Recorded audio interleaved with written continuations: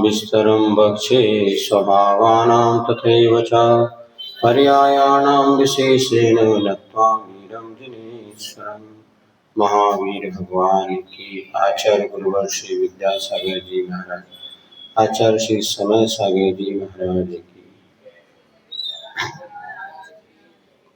आलाप पद्धति ग्रंथ को प्रारंभ करते हुए मंगलाचरण में गुण, स्वभाव और पर्याय की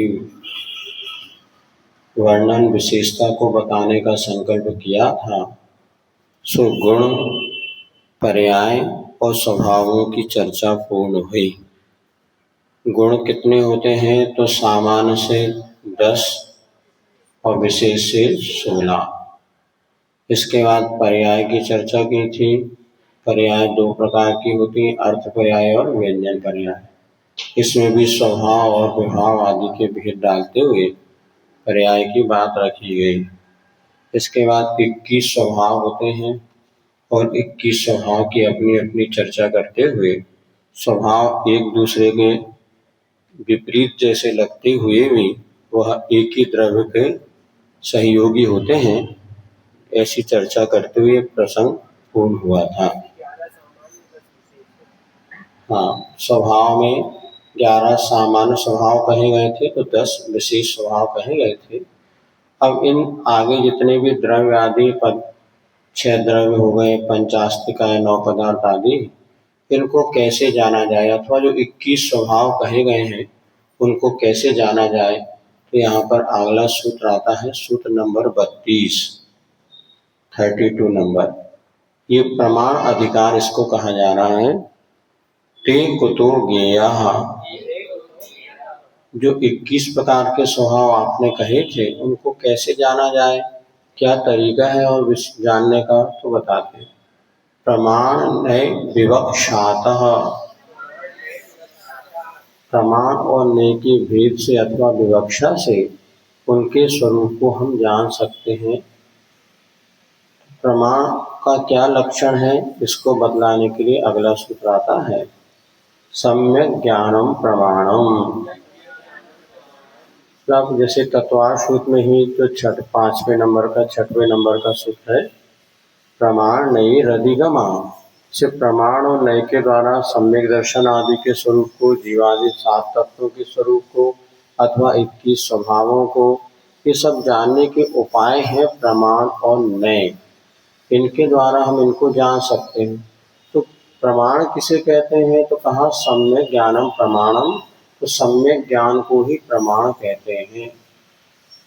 सम्यक ज्ञान क्या है तो जो संशय, विपर्यय, अनद्धवसाय से रहित ज्ञान को सम्यक ज्ञान कहते हैं। संशय का अर्थ होता है 2 बातों में डोलना, ये चांदी है कि सीप है, ये ध्वजा है कि पक्षी है, इनको मानने से सुख मिलेगा कि इनको मानने से सुख मिलेगा, जिनवाणी सही कह रही है कि ये सही कह रहा है, कौन से 2 विषय में डोलते रहना, इसको संशय कहते हैं। और विपर्यय किसे कहते हैं, बिल्कुल विपरीत ज्ञान, जैसे चांदी को या सोने को चांदी कह देना, बिल्कुल विपरीत ज्ञान। अनद्धवसाय में कुछ है, अनिर्णीत ज्ञान का नाम है अनद्धवसाय, कुछ है। तो इन सब से रहित जो सम्यक ज्ञान हुआ करता है, इसका एक उदाहरण आपने बताया था, जैसे कि वह कुत्ते, पंडित जी शास्त्री जी वाला एक उदाहरण दिया था आपको कि कैसे सम्यक विपरीत रूप में हो जाता है। पंडित जी कहीं पूजन विधान करने गए तो वहाँ के जो यजमान था उसने पंडित जी को एक खरगोश भेंट किया कि पंडित जी इतनी अच्छी पूजन पाठ रही, आप खरगोश का बच्चा हम आपको देते हैं। अब वो उन्हें खरगोश लेके आ गया, किंतु रास्ते में उसको 3 ठग मिले। उन ठगों ने सोचा कि ये कैसे खरगोश अपनाया जाए, पंडित जी ऐसे तो देने वाले हैं नहीं हैं। तो उन्होंने कहा चलो अपन एक युक्ति अपनाते हैं, इसको हम कुछ और बताते हैं जिससे कि पंडित जी की धारणा बदलेगी। किंतु एक साथ धारणा बदलना संभव नहीं। तो सबसे पहले व्यक्ति ने कहा, पंडित जी ये कुत्ते का पिल्ला कहाँ से ले आए? तो पंडित जी ने सुना किया, वो लोग पगला है, इसको पता नहीं ये कुत्ते का, तो खरगोश का बच्चा लगता है, जानता नहीं। अनध्यवसाय, कोई ज़्यादा उसको ध्यान ना देते वह चले गए। अब जैसे ही थोड़े आगे बढ़े फिर दूसरे ने पूछा कि पंडित जी कुत्ते का पिल्ला कहाँ से ले आए? अरे यार उसने कहा था, अब इसने भी कहा कहीं ऐसा तो नहीं सही में कुत्ते का पिल्ला हो। थोड़ा टटोल के देखा, बोले लग तो खरगोश का बच्चा है। हो सकता भाई आजकल कुत्ते और खरगोश में समझ में नहीं आ रहा कैसे कैसे आजकल नई नई स्टाइल से कुत्ते आ रहे हैं आजकल। फिर भी उसको थोड़ा संशय हुआ और आगे बढ़ा तो तीसरे व्यक्ति ने फिर पूछा पंडित कुत्ते का पिल्ला कहाँ से ले आए? अरे यार हो ना हो तो कुत्ते का पिल्ला ही है। उनको पक्का हो गया, विपरीत सीधा उन्होंने खरगोश को छोड़ करके वो क्या करूँगा कुत्ते का पिल्ला ले आओ और ब्राह्मण का घर बेकार हो जाएगा। तो उन्हें छोड़ करके चले गए और उन्होंने खरगोश को उठा के वो लोग ले गए। ये उदाहरण बहुत अच्छा, ज्यादा तेज होता है तभी तो बेटा ईमानदारों के पास उतना दिमाग नहीं होता जितना बेईमानों के पास होता है। इसलिए क्रिमिनल के लिए अपने अलग से अपराध एक ब्रांच बना दी गई है शिक्षा में भी। तो ये तो है, इसी को कुमति ज्ञान कहा है। कुमति ज्ञान, नए नए अस्त्र शस्त्र हथियार एवं पिंजरा आदि सब बनाना, ये जितने हिंसा के उपकरण जो बने ये कुमति ज्ञान का परिणाम है। ये पुस्तक है, इसे तो सम्यक दृष्टि भी पुस्तक करेगा और मिथ्या दृष्टि भी पुस्तक ही करेगा। हाँ ठीक है ना, जब मिथ्या दृष्टि इसको पुस्तक कह रहा है तो उसके ज्ञान को प्रमाण मान सम्यक, इसीलिए तो कह रहे हैं ना, तो सम्यक दृष्टि के ज्ञान को ही प्रमाण मानेंगे। इसमें श्री तत्वाशुद्ध में कहा यत् दृच्छोपलब्धे रुन्मतवत्, क्योंकि एक के ज्ञान में इदमेव तृषमेव ऐसा ही तत्व है, उसकी दृढ़ता है और इसकी दृढ़ता नहीं है। तो उसको कहता हाँ ये पुस्तक भी कभी कॉपी भी है, ऐसा दोनों कह देता है। तत्वाशुद्ध स्वामी महाराज ने इस अपेक्षा से उसको भेद किया है कि यद दृच्छोपलब्धे उन्मतवत्, जैसे शराब पिया हुआ व्यक्ति कभी अपने घर को भी अपना कह देता है, कभी पड़ोसी घर को भी अपना कह देता है। किंतु जो शराब नहीं पिया हुआ है वो अपने घर को ही अपना कहता, पड़ोसी घर को अपना घर नहीं कहता। तो उनके उदाहरण से तो ऐसा लगता है कि स्थिरता और अस्थिरता की अपेक्षा उनका भेद है। ये कई बार ऐसा भी देखने में आता है कि मिथ्या दृष्टि भी इतनी स्थिरता से वो बात कह देता है, लेकिन यहाँ पर उसमें यही समझना चाहिए उसकी मनः परिणति जो है। अब अपने चूंकि जैन दर्शन के अनुसार देखते हैं तो ये संशय विपर्य अनध्यवसाय से रहित जब ज्ञान होता है तो उसको सम्यक ज्ञान कहा है, अर्थात विपरीत ज्ञान नहीं होना चाहिए। लेकिन आधार चूंकि गलत है तो उसका ज्ञान भी गलत होगा। सम्यक दर्शन के साथ जो होने वाला ज्ञान उसी को हमारे यहाँ पर सम्यक ज्ञान स्वीकार किया है। यदि आस्था भीतर नहीं है तो आपका सारा का सारा ज्ञान मिथ्या ज्ञान ही माना जाएगा। युगपत होते हूँ प्रकाश दीपक तय हुई, तब सम्यक दर्शन होगा तो उसका सारा ज्ञान सम्यक ज्ञान माना जाएगा। तो सम्यक दर्शन के अभाव में उसका ज्ञान मिथ्या ज्ञान ही माना जाता है। तो भी ज्ञान गलत है, मतलब उसका ज्ञान मिथ्या ज्ञान की कोटि में आएगा। इसलिए कहना समय सार का ज्ञान ना सम्यक है ना मिथ्या। सम्यक दृष्टि उसको पढ़ेगा तो उसका ज्ञान सम्यक ज्ञान, और मिथ्या दृष्टि उसको पढ़ा तो उसकी ये वो मिथ्या ज्ञान ही माना जाएगा, क्योंकि उसके निर्णयात्मक स्थिति नहीं है। अथवा सम्यक दर्शन के अभाव में वह ज्ञान कभी भी सम्यक की कोटि में नहीं आएगा। आधार के बिना वह ज्ञान सम्यक ज्ञान नहीं हो सकता। सामान्य ज्ञान होते भी हमारे ज्ञान के दो ही भेद हैं, या सम्यक कहो या मिथ्या कहो, तीसरा कौन सा ज्ञान है बताओ? नहीं, सम्यक दर्शन या मिथ्या दर्शन, जीव के बाद दो ही अवस्था है। चौथे गुण स्थान तक उसका मान लिया मिथ्या, तीसरे में मिश्र मान लिया, तो दूसरे गुण स्थान तक जो उसका ज्ञान है मिथ्या ज्ञान है।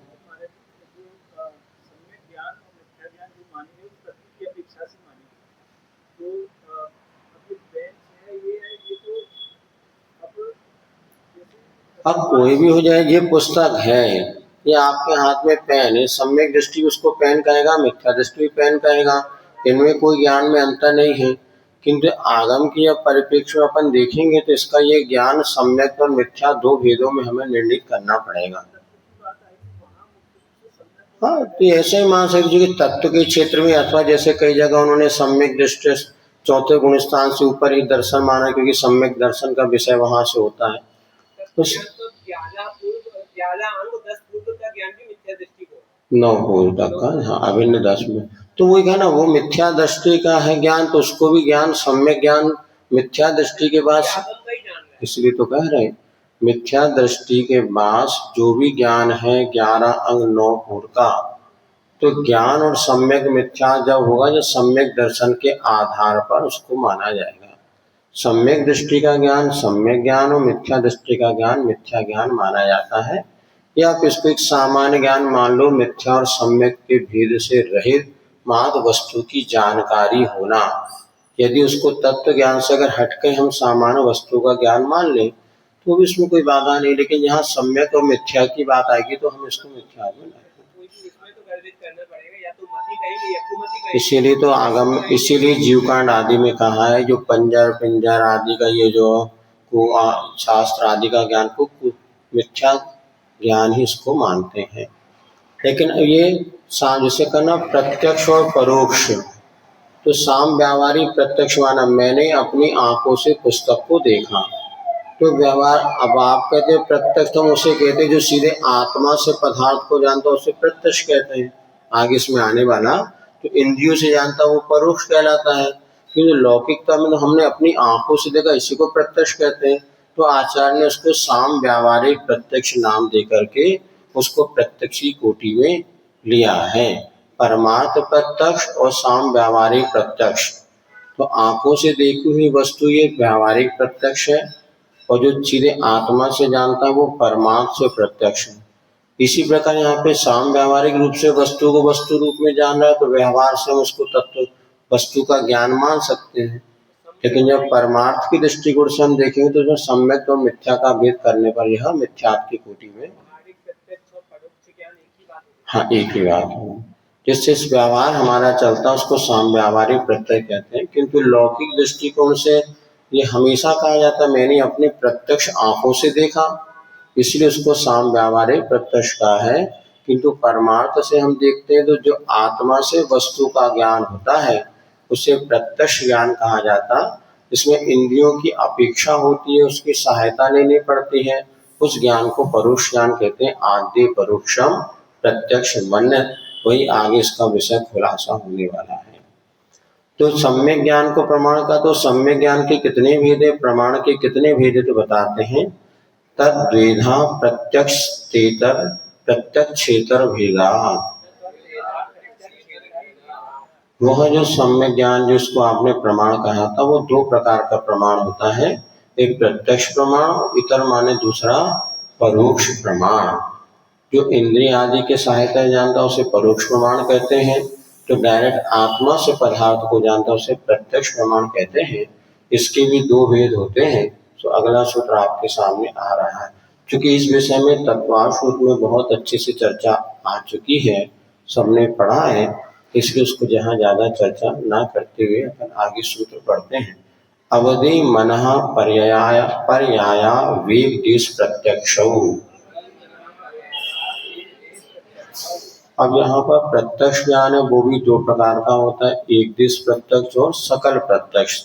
एक दिश प्रत्यक्ष माने जो द्रव्य क्षेत्र काल भाव की सीमा को लेकर जाने उसे एक दिश प्रत्यक्ष कहते हैं। जो कि बिना मर्यादा के अनंत को अनंत रूप में जानता उसे सकल प्रत्यक्ष कहते हैं। तो अवधि और मन परिज्ञान ये सीधे आत्मा से ही पदार्थ को जानते हैं, किंतु द्रव्य क्षेत्र भाव काल की मर्यादा को लेकर जानते हैं, इसलिए इसे एक देश प्रत्यक्ष कहा है। कुछ पर्यायों को जानेंगे कुछ, लेकिन जब केवल ज्ञान होता है उसको हम आगे केवलम सकल प्रत्यक्षम, केवल ज्ञान सकल प्रत्यक्ष है क्योंकि वह पूर्ण रूप से पदार्थों को सीधे आत्मा से जानता है, कुछ मर्यादा से में सीमा में रहकर नहीं, किंतु जितने अनंत पर्याय हैं, अनंत उसका जो जो भेद है उस रूप से समस्त पदार्थों को जानने वाला और केवल ज्ञान सकल प्रत्यक्ष कहलाता है। अब इसके बाद सकल प्रत्यक्ष होने के बाद परोक्ष ज्ञान है उसके भेद बताए जाते हैं। मति श्रुते परोक्षे, अब मति और श्रुत ज्ञान ये दो ज्ञान है, ये परोक्ष ज्ञान माने जाते हैं क्योंकि इंद्रिय और मन की सहायता से ये पदार्थ को जानते हैं। बिना इंद्रियों मन के निमित्त से पदार्थ को नहीं जानते, इसलिए मति और श्रुत ज्ञान तो परोक्ष हो गए, शेष तीन ज्ञान जो है वह प्रत्यक्ष ज्ञान माने जाते हैं। इस प्रकार से प्रमाण अधिकार आपका पूर्ण हुआ। अभी तत्वासुत का विषय था, प्रमाण अधिकार पूर्ण हो गया। अब आगे मूल जो आलाप पद्धति का विषय है वो नए अधिकार उसको अपन पढ़ते हैं, जो अपने लिए विशेष इसमें समझने योग्य विषय है। तद वैवानया,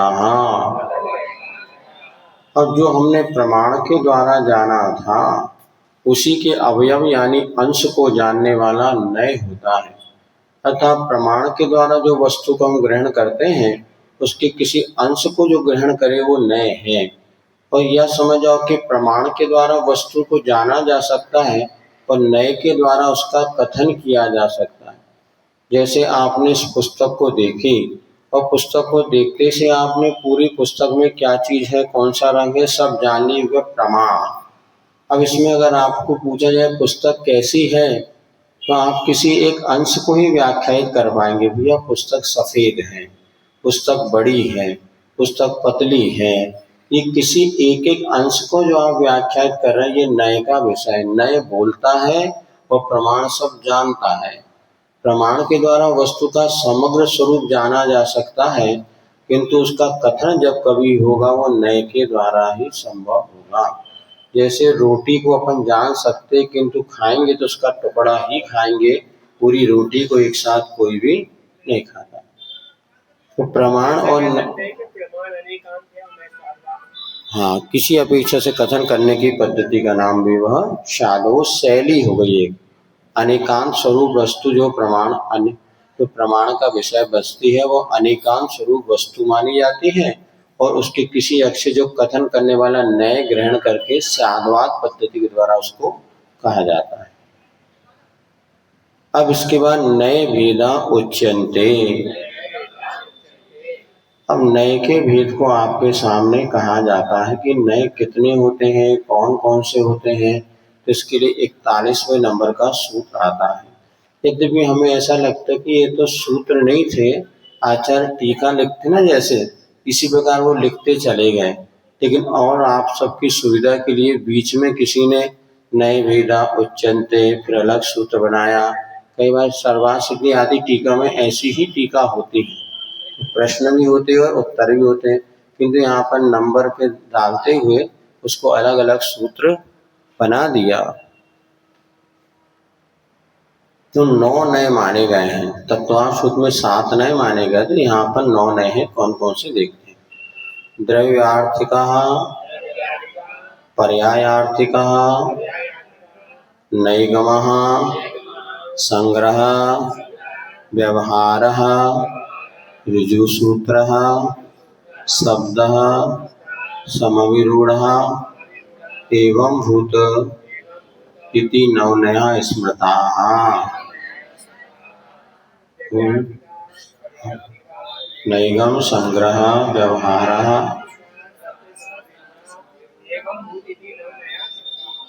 हाँ। अब यहाँ पर 9 नए कहे गए हैं, इन्हीं की आपको आगे विशेष रूप से चर्चा की जाएगी। सामान्य रूप से हम इन 9 नयों का पहले सामान्य अर्थ समझ लेते हैं। सबसे पहला द्रव्यार्थिक नय कहा गया। द्रव्यार्थिक नय करते हैं द्रव्य ही जिसका प्रयोजन है। विद्या जिसका प्रयोजन वो विद्यार्थी, द्रव्य जिसका प्रयोजन वो द्रव्यार्थिक नय। जैसे हमने पूछा आप कौन हैं, मैं जीव हूँ, तो मैं जीव हूँ ये आपने द्रव्य को लक्ष्य बना के बताया, तो द्रव्यार्थिक नय की अपेक्षा से आपने मैं जीव हूँ ये सही कहा, क्योंकि आपके दृष्टिकोण में जीव द्रव्य था। फिर इन भैया ने कहा मैं तो मनुष्य हूँ, तो भैया तुम भी सही हो, क्योंकि तुमने पर्यायार्थिक नय से अपने को मनुष्य कहा, तो आप भी सही हैं। तो मैं तो जीव, हाँ, इसको निश्चय व्यवहार भी कहा है। लेकिन यहाँ पर अपने आगम और अध्यात्म 2 प्रकार की भाषा से वर्णन किया जाएगा। आगम भाषा में इसे द्रव्यार्थिक और पर्यायार्थिक कहते हैं, उसी अध्यात्म भाषा में निश्चय और व्यवहार भी कहते हैं। ये नय का जंगल है, यहाँ पर आप जितने घूमेंगे उतना आप घूम सकते हैं। तो यहाँ पे द्रव्यार्थिक को अपना समझ, द्रव्य जहाँ प्रयोजन है वो द्रव्यार्थिक नय, पर्याय जहाँ प्रयोजन है वो पर्यायार्थिक नय।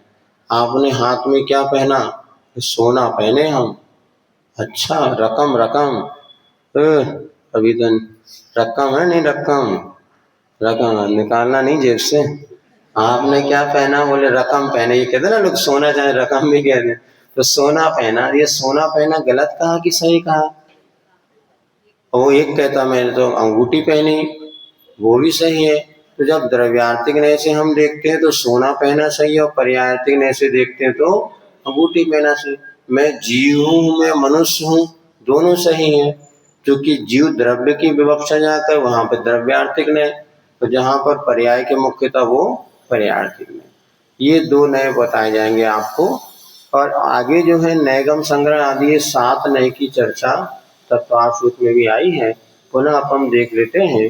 तो पहला होता है इसमें तीसरा नैगम नय, न एकम गच्छति इति निगमा, अर्थात विकल्प जो एक में जिसका कथन नहीं होता, आगे पीछे की पर्यायों को भी लेके जो कथन करता है वो नैगम नय कहलाता है।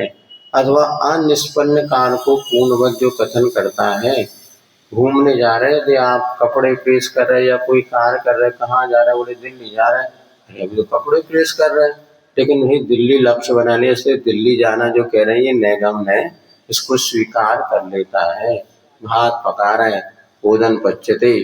तो ना एकम जो मात्र वर्तमान में नहीं टिकता, किंतु अतीत और भविष्य की भी बातों को साथ में लेकर के कथन करता है, वह नैगम नय कहलाता है। संग्रह नय वो कहलाता है जो कि बिना किसी भेद विवक्षा के, जाति आदि के भेद के सामान्य से सबको ग्रहण कर लेना, ये संग्रह नय कहलाता है। जिससे प्रवचन सभा बैठी हुई है, ये प्रवचन सभा कहने से सारे के सारे श्रोता इसमें आ गए, ये संग्रह नय हो गया। अब इसी संग्रह नय में जब भेद कर दिया जाता है तो कहलाता है व्यवहार नय। जैसे कि ये साधुगण हैं, ये श्रावक समूह है, श्रावकों में भी ये श्राविका हैं, ये व्रती हैं, ये अव्रती हैं, ये त्यागी जी हैं, ये रागी जी हैं। पहले त्यागी जी कहते थे भैया जी को, त्यागी जी, और घर में रहे तो रागी जी, हाँ वर्णी जी। तो ये त्यागी जी हैं ऐसा। तो ये व्यवहार नय कहलाता है। अब इसके बाद ऋजु सूत्र नय होता है जो वर्तमान को स्वीकार करता है। नैगम नय में आगे पीछे सभी, लेकिन ऋजु सूत्र नय में वर्तमान पर्याय को ही वो जो स्वीकार करे वो ऋजु सूत्र है। इसके भी सूक्ष्म और स्थूल भेद है, तो आगे पढ़ेंगे। शब्द नय वो होता है जो अनेक शब्द के विभिन्न अर्थों को ग्रहण करता हुए ये अर्थ सब एक ही शब्द के वाचक है, ऐसा इसको स्वीकार करता है। जैसे अपन ने जिन सहस्रनाम पढ़ा, तो जिन सहस्रनाम में अनेक आदिनाथ भगवान के 1008 नाम हैं, किंतु सभी 1000 नाम आदिनाथ भगवान को ही प्रदर्शित करने वाले हैं, ऐसा कहना भी शब्द नय का विषय है। अथवा ऐसा आता जो व्याकरण आदि से जो दोष है उसको स्वीकार नहीं करता। जहाँ पर एक वचन होना चाहिए वहाँ एक ही वचन होना चाहिए, जहाँ पर स्त्रीलिंग हो वहाँ स्त्रीलिंग होना चाहिए, पुल्लिंग है तो पुल्लिंग, तो एक वचन स्त्रीलिंग आदि में जो दोष होते हैं, ऐसे व्याकरण के उन दोषों को स्वीकार ना करता हुआ भी वह एक शब्द नय का प्रसंग यहाँ पर कहा जाता है। तो आगामी आने वाले सूत्रों में इसको देखेंगे। समविरूढ़ होता है जो कि रूढ़ता से प्रचलित अर्थ को ग्रहण करता है। जैसे गौ शब्द के अनेक अर्थ होते हैं, वाणी भी होता है, गाय भी होता है। ये गौ कहते से हमने गाय को ही स्वीकार करना, ये रूढ़ता का समविरूढ़ नय है, प्रचलित अर्थ को ग्रहण करने वाला। एवं भूत नय वो होता है जो कि वर्तमान क्रिया से युक्त पदार्थ को स्वीकार करता है। भोजन बनाते समय वह भोजन बनाने वाला हो गया, पूजन करते समय पुजारी हो गया, ऐसा। कपड़े धोते समय धोबी हो गया, बर्तन मांजते समय मांजने वाला। तो जो जिस क्रिया को कर रहा उसी समय उस क्रिया से संयुक्त, ईंधन क्रिया करता उसको इंद्र कह दिया, तो उस क्रिया से समन्वित होने वाले वस्तु को, द्रव्य को स्वीकार करता है। वहाँ क्रिया की प्रधानता के मुख्यता से कथन करना। तो ये 9 नय इस प्रकार से एवं भूत एवं भूत नय में क्रिया की प्रधानता है, और यहाँ पे ऋजु सूत्र में पर्याय की प्रधानता है।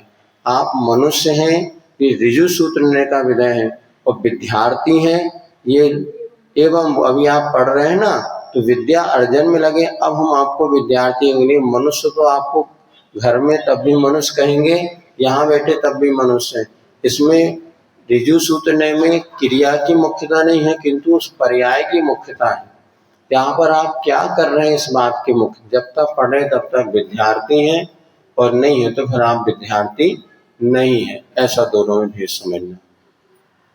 अब ये 9 नय का वर्णन करने के बाद अब इसकी परिभाषा आगे आएगी, थोड़ा पर नय का प्रसंग पहले पूरा देख लेते हैं। तो 43 नंबर के 42 नंबर के सूत्र में आगे कह रहे हैं उपनयाश्च कथ्यन्ते।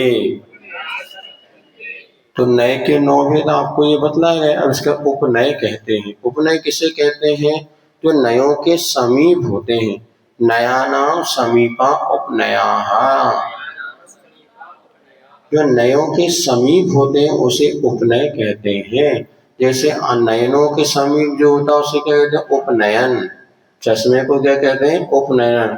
क्योंकि नयनों के समीप रहते हैं और नयनों के समीप रह करके नयनों के लिए वह सहयोग प्रदान करते हैं। तो जो वस्तु देखने में बिना डायरेक्ट नयनों से नहीं आ पाती उसमें उपनयन लगा लेते हैं तो अक्षर वगैरह सब अच्छे से दिखने लग जाते हैं। तो उपनयन माने जैसे चश्मा होता है, इसी प्रकार यहाँ पर नयों के निकटवर्ती उपनयन होते हैं जिससे कि नय की प्रासंगिकता और स्पष्ट हो जाती है।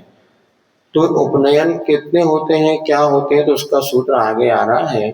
सद्भूत व्यवहारः, असद्भूत व्यवहारः, उपचरित असद्भूत व्यवहारश्चेत्यु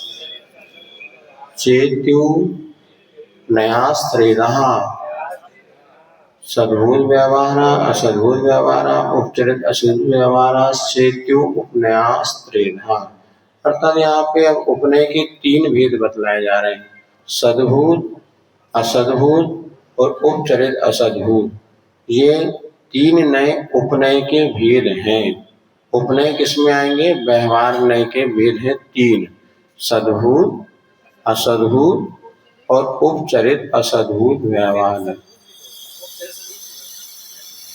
उपचरित सद्भूत नहीं होगा, उपचरित असद्भूत है। अनुपचरित और उपचरित अध्यात्म भाषा में वर्णन किया जाएगा। अभी ये आगम भाषा के अनुसार वर्णन है। आगे जब अध्यात्मिक निश्चय और व्यवहार नहीं पढ़ेंगे वहाँ पर अनुपचरित और उपचरित की भावना विषय बनाते उसको चर्चा की जाएगी। इसको अपन पकड़ लेंगे तो वो भी आपको विषय पकड़ में आ जाएगा। अब इतना समझो, एक ही वस्तु में जो भेद कर दे उसे कहते हैं सद्भूत व्यवहार नय। अर्थात यहाँ पर बताया था, पहले आपको समझाया था एक बार, कि जहाँ पर अभेद में भेद कर दे वो सद्भूत व्यवहार नय। जैसे आत्मा और ज्ञान दोनों का अभेद है, कभी अलग नहीं हो सकते, फिर भी हमने कहा आत्मा का ज्ञान, सोने की अंगूठी, अंगूठी और सोना में कभी भेद हो नहीं सकता। कभी अलग अलग सोना अलग हो जाए, अंगूठी अलग हो जाए, ऐसा संभव नहीं। अभेद में हमने भेद करने वाला होता है सद्भूत व्यवहार नय। ठीक है ना? तो सद्भूत व्यवहार नय क्या हो गया? इसमें भेद तो नहीं था फिर भी हमने भेद कर दिया तो हो गया सद्भूत व्यवहार नय। अब इसके बाद दूसरा होता है असद्भूत व्यवहार नय। असद्भूत व्यवहार में क्या हुआ? जो भेद था उसमें अभेद कर दिया, जो अलग अलग थे फिर भी हमने एक कर दिया। जैसे मेरा आत्मा का शरीर, आत्मा का शरीर, आत्मा से तो बिल्कुल पृथक पृथक थे फिर भी हमने आत्मा और शरीर को एक दूसरे से ज्वाइन करके किया मेरा शरीर। मेरा ज्ञान, मेरा शरीर और मेरी पुस्तक, 3 चीजें याद रखो फिर परिभाषा बनाओ। मेरा ज्ञान सद्भूत व्यवहार नय, मेरा शरीर असद्भूत व्यवहार नय, मेरी पुस्तक उपचरित असद्भूत व्यवहार नय। जो बिल्कुल पृथक है फिर भी आप अपना मान रहे हैं, इसलिए हम जितने भी पर पदार्थ को मेरा मेरा कह रहे हैं ये उपचरित असद्भूत व्यवहार का विषय है। निश्चय से तो अपना है नहीं, किंतु व्यवहार में भी उपचरित असद्भुत मात्र उपचार चलाने के लिए हम कहते हैं ये मेरा मकान है, ये मेरा वस्तु है, ये मेरा पति, मेरा परिवार है। इसको उपचरित असद्भुत व्यवहार नय का विषय बनाया। इसको इसी रूप में स्वीकारते हुए चलना। ज्ञान गुण सहित है, ये निश्चय से कथन नहीं हो। जहां आपने भेद कर दिया तो व्यवहार हो गया। ज्ञान सो जीव, जीव सो ज्ञान, ये निश्चय है। निश्चय में किसी भी प्रकार का भेद नहीं होता। अभेद को स्वीकार करने वाला निश्चय है और भेद को स्वीकार करने वाला व्यवहार है। तो इस ज्ञान और आत्मा अभेद था, फिर भी हमने भेद कर दिया, तो ये आपका सद्भूत व्यवहार नय का विषय बनेगा। असद्भुत व्यवहार नय में जैसे जीव और आत्मा, आत्मा और खुद कर्म, आत्मा चेतन स्वभावी है, कर्म जो है पौद्गलिक है, तो आत्मा और कर्म दोनों को मिलकर क्या बना? संसारी आत्मा। हम जो जीव हैं दो चीज के मिले, आत्मा और कर्म, नौ कर्म, इनसे मिलकर के आपको उस जीव का बोध हो रहा है। तो ये असद्भुत व्यवहार का नय। सद्बुद्ध व्यवहार में और एक ही निश्चय में दोनों एक ही बात होती है। अभी निश्चय नहीं कि आप चर्चा ना करो तो बहुत अच्छा, क्योंकि अभी हम व्यवहार में आ चुके हैं। निश्चय में तो कोई भेद होता ही नहीं। और यहाँ पर अभी जो है आप इतना ही समझो, नयों के उपनय, उपनय के तीन भेद कहे जा रहे हैं, सद्भूत, असद्भूत और उपचरित। जहाँ पर आपने ज्ञान को मेरा कहा सो व्यवहार हो गया, ज्ञान सो मैं और मैं सो ज्ञान, ये निश्चय। मेरा ज्ञान मतलब ज्ञान और आप दो चीज हो गए, तभी आपने मेरा ज्ञान कहा। तो मेरा ज्ञान कहना ये सद्भूत व्यवहार नहीं। और शरीर क्योंकि वास्तव में पौद्गलिक के एक क्षण समय बाद ये शरीर हटाया जा सकता है। आज सिद्ध भगवान ने क्या किया? शरीर को आत्मा से पृथक कर दिया। शरीरतः कर्तुम अनंत शक्तिम विभिन्न आत्मान अपास्त दोषम जिनेन्द्र कोशाद दिव्य तव प्रसादेन मम आसु शक्ति। हे प्रभु, मेरे पास इतनी शक्ति हो कि मैं शरीर से आत्मा को पृथक कर सकूं। जैसे तलवार को म्यान से अलग किया जा सकता है, इसी प्रकार शरीर से आत्मा को निकाला जा सकता है, लेकिन ज्ञान को ऐसे आत्मा से निकाला नहीं जा सकता। तो जो आत्मा को शरीर से निकाल दिया तो दोनों पृथक पृथक थे, फिर भी दूध पानी के समान मिल गए, तो हमने कह दिया मेरा शरीर है।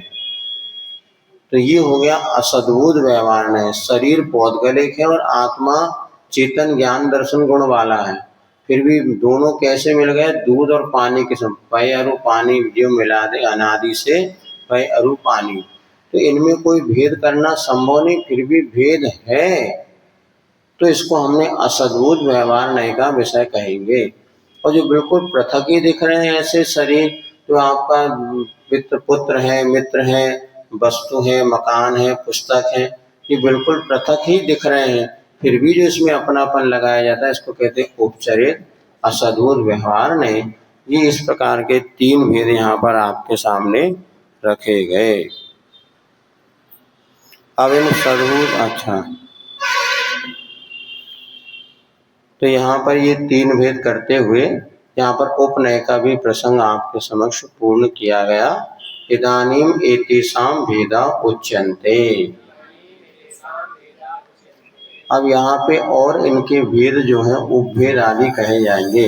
अभी द्रव्यार्थिक आदि 9 भेद कहे गए थे और नए के, अब नए के बाद उपनय के 3 भेद कहे गए, सद्भुत, असद्भुत और उपचरित असद्भुत।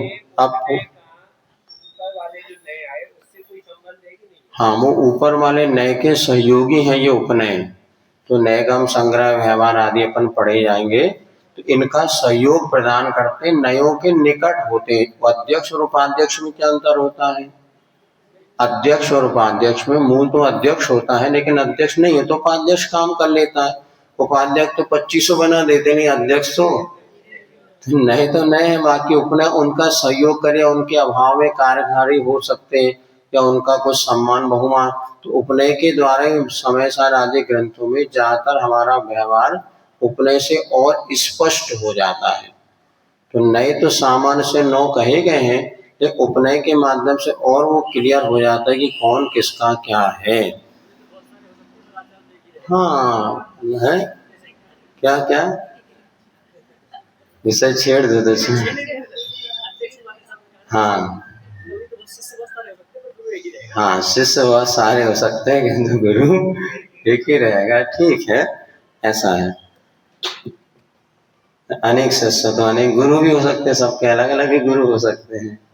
सबके एक ही गुरु के सब शिष्य हैं, ऐसा भी नहीं, बहुत सारे गुरु के बहुत सारे शिष्य हैं। आचार में भी बहुत सारे हो सकते हैं, एलाचार हो सकते हैं। हाँ सब नहीं, आचार्य में भी संघ की व्यवस्था के अनुसार आचार्य अपने शिष्यों को अनेक आचार्य बना सकते हैं। ऐसा एक बार आचार्य मतलब श्री ने भी बताते, इंदौर में इस प्रकार का कोई प्रसंग आया था, तब संघ में हमारे एक महाराज जी, तो उन्होंने कहा आचार्य ने अपने मुख से कहा है कि एक आचार्य के भी अनेक आचार्य हो सकते हैं, इसमें होने में कोई बाधा नहीं है। आचार्य मतलब किसी ने कहा, देखो महाराज जी ने कहा कि एक आचार्य के अनेक आचार्य नहीं होते, तो उन्होंने कहा नहीं ऐसा नहीं है, एक आचार्य के अनेक आचार्य शिष्य हो सकते हैं, क्योंकि संघ जब वृद्धि को प्राप्त होता है और बहुत सारे उसमें संघ की व्यवस्थाएं होती हैं, तो उस व्यवस्था से अनेक आचार्य अगर बनते हैं तो उसमें कोई बाधा नहीं है ऐसा। और अभी भी आचार्य महाराज इतनी बड़ी व्यवस्था है, संघ यदि कोई करता है व्यवस्था तो उसमें कोई बाधा नहीं। तो तब इसके बाद द्रव्यार्थिक न्याय के 10 भेद हैं, वो आगे कहे जाएंगे। इतने ही रखें, पढ़ना चाहो तो पढ़ सकते हैं सबकी अनुकूलता से। कितनी देर हो गई अभी? हाँ, घड़ी तो सामने रखिए, 4:29 हो गए। आगे पढ़ें या फिर कल ही इसको पढ़ा जाए, क्योंकि यहाँ तक इतना अभी उपनय 9 प्रमाण अधिकार हो गया, नयन अधिकार हो गया, नए के भी आपको 9 नए हो गए। और पढ़ाने वाले को तो सरल, लेकिन पढ़ने वाले को थोड़ी मेहनत तो करनी पड़ेगी। नहीं, ईजी है, बहुत ईजी होता है ना। अभी कल आपका यदि नए का ये कर्म द्रव्य करना, इसका डब्बा अलग रखो, उसका डब्बा अलग रखो, कि जब बाद में तुलनात्मक अध्ययन जब किया जाएगा तब अलग विषय है। बाकी नहीं, पहले भी पढ़ा तो यही होगा कि अब बहुत इजी वे पे अपन कह चुके, देवसेन आचार्य ने उसको व्यवस्थित तरीके से और कर दिया। अब आगे जब अध्यात्म और इसमें आप जाएंगे तो वही बात लगती है, आध्यात्मिक दृष्टिकोण से वो शब्द कह दिया और द्रव्यार्थिक आगम की अपेक्षा से शब्दों का हेर फेर होता है, किंतु अर्थ तो उसका एक ही निकलता है, ऐसा समझना। चलिए।